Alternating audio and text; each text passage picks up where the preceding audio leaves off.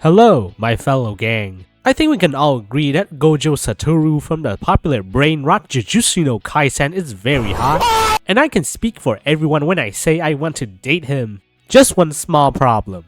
You see, I'm straighter than the trajectory that Plane 11 took when flying towards the North Tower on September, and knowing Gojo's personality, I would probably be the submissive bottom one. I don't know about you guys, but I kinda don't like that.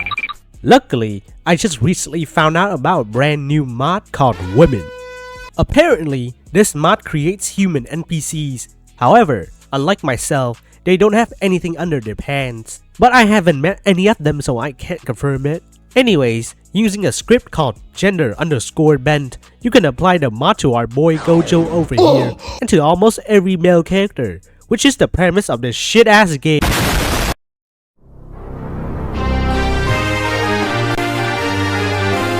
Okay, let's address the elephant in the room. How did this game not get any lawsuit? According to what I read, there is a limit to what visual elements can be legally protected on their own. Colors, or generic clothes, hairstyles, and accessories are something you would not have an infringement case for unless used in a specific combination. And in this case, the game does a pretty good job of avoiding that specific combination, while taking some stuff for you to be able to clearly tell what the inspiration is. They also use a different name for the characters, adding to the inspired by argument. The situation is just like in the Power World case, and while companies can technically sue them, they wouldn't gain much from it. So yeah, regarding the legality of turning male anime characters into waifus, I think they will be fine. Although they did just straight up copy Jotaro's stand and a bunch of features from Genshin Impact. Yeah, let's just ignore this topic for now. I'm just a gacha content creator, not law by Mike. When you open up the game for the first time, you will be required to select a server to play out of the hundreds of servers. This is a staple in these types of games. With multiple servers, that means there can be multiple top spenders. Instead of being number 2 if there was only one server, you can be the number 1 in server 168, along with other number 1 players in the different servers. Entering the game, you will be greeted by an officer of Void City. Is that fucking Trinon? The story is that there's a an evil creature called Sepia that wants to take over the world, blah blah blah, and you have to assemble a team of superheroes to stop the evil being and save the world. You cannot make a story more generic than this. You'll have a tutorial accompanied by cringy ass dialogues between characters. Oh, power of friendship. Oh, we must work together to stop evil type shit. And apart from the tutorial and a few instances of Sepia being mentioned when you unlock new features, you will not hear anything from the story anymore. Yeah, there's like barely any story in this game, and from here it's just all grinding and looking at anime girls. Giving them the benefit of the doubt, they probably don't have enough budget, so they can only focus on the appeal rather than the story. But if you're gonna make the story this short, at least make it bearable. But surely the combat will be better, right? Yep, that's it. Now just leave your team to wipe every floor and come back every 12 hours to collect your reward. Speaking of your team, there are a gazillion different ways to upgrade them. You have the basics like level upgrading, start promoting. What the fuck? You can upgrade the Shikigami, collect devil fruits, use astronomy. Like, okay, why is all this necessary? Sure, more ways to make your team stronger means more incentivized to keep playing the game. However, this is an AFK Gooner gacha game. Since my expectations were already low, I would rather want the progression system to not be tedious and confusing. They could have just made all of these stuff to be limited time events that take 10 to 15 minutes to complete each day. You know, give them a reason to keep returning while also letting the players chill instead of just grinding their balls out. Also, one of the features is literally a casino roulette and a gachapon machine inside the gacha game. And of course, we cannot talk about these types of games without talking about the monetization. There are probably 69 different buttons for you to access the payment screen. Top up this and you'll get that. Top up here and you'll receive this. Don't want to spend any money? Good luck trying to even get into the top 100.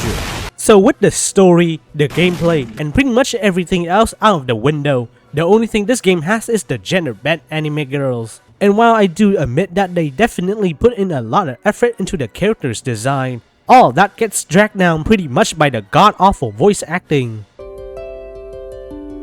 Keeping your beliefs is right, but if it holds you back, try being a bit flexible. The 9 mountains and 8 seas constitute one world. 1,000 of them form a small chiliocosm. And when I gather and cube that chiliocosm, there's nothing I can't cut. So it's either AI generated, or they just have a single voice actress doing all the work. Yeah, everything about this game is cooked. But is the game really that bad? If you look at other people's opinion about the game, it is mostly negative, with people saying it's the worst gacha game they ever played. However, as someone who has played a lot of these types of games and even made a video about it, in my opinion, this game is pretty good. Now, before you comment anything about my obviously horrendous take, what I'm saying is, compared to games in the same genre, aka low effort pay to win games with multiple servers, this game is definitely high on top. But to be honest, it isn't really a high bar anyway. Now, there are a few reasons for me to glaze the game a little bit. First, remember how I said, now just leave your team to wipe every floor and come back every 12 hours to collect your reward? I always appreciate games that let you progress while not being in game, so that I don't have to leave my laptop on 24/7. While being able to AFK contents is the norm for AFK games, being able to skip battles isn't. In other AFK games, at least for the games I played, you will have to pay in order to make your gameplay experience easier. Games will do this scummy tactic, which is to keep giving you free VIP levels until they stop just before you reach the level for the QLL features. And since you're so close to getting all of it, you'll be more incentivized to spend IRL money. At least Enigma of Sepia is letting you have some leeway to be able to use the skip button.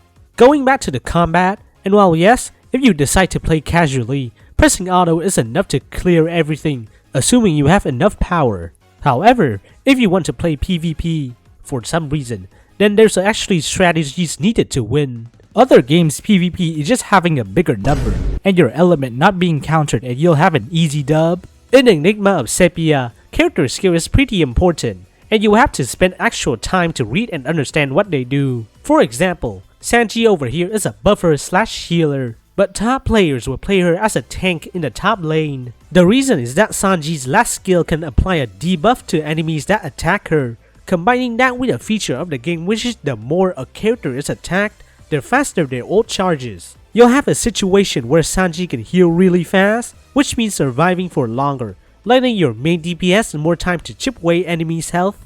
And finally, I had to applaud the game for the character design. Say what you want, but I would definitely jack off to this. Some characters also have skins, which is also the first time I've seen in these types of games, and oh my goodness gracious me. The price is not too bad if we're comparing it to the standard skin price in other gacha games, and they sometimes give out discounts, which is always appreciated. Even though the game failed on almost every aspect, at least they got the Gunner part right. It's such a shame that an idea this good is being used in games like this. I've been a fan of the gender-bent genre for a long time, which I would not elaborate further. It's sad to see so much potential going to waste. I would 100% spend money on the game if it had a different mechanic, different progression system, different dev team, and a different genre.